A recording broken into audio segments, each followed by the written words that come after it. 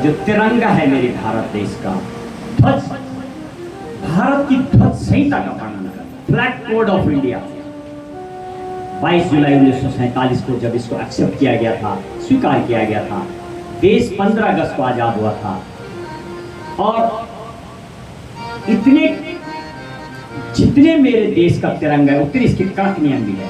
मामा जी, ये जो हाथ का फट्टा आप देख रहे हैं, इसको लगाने के भी तरीका है। ये देखिए आप, ये हाथ में लगाने का मतलब ये नहीं है, इसका नियम भी ये है कि जब आप इस कड़े को हाथ में लगाएंगे तो इसका केसरिया कलर ऊपर की ओर रहेगा, ये नीचे नहीं हो सकता, नहीं तो केस हो जाएगा, तो मेरे भारत माँ का अपमान।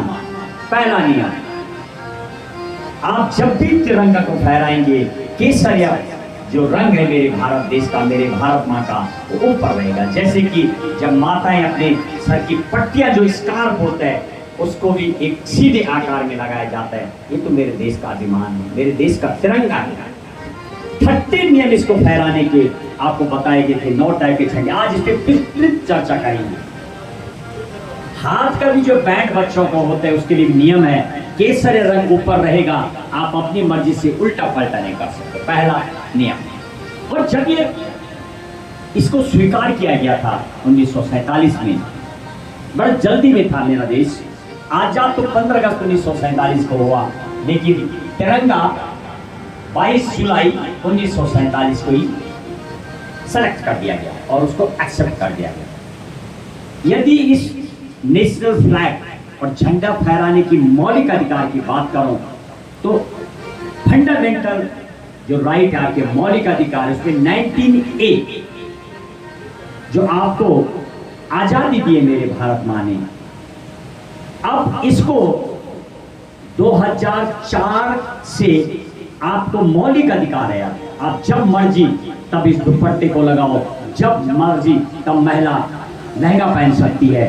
अक्सर ये होता है कि लहंगा महिलाएं तब पहनती है जब शादियां होती है, लेकिन आज की डेट में जब भी खुशी का मौका होगा तुम लहंगा पहन सकती है। ऐसे मेरे भारत माँ ने बोला, जब तुम्हारी मर्जी हो तुम तिरंगा क्यों लहरा सकते हो। 2004 के बाद ये नियम आए।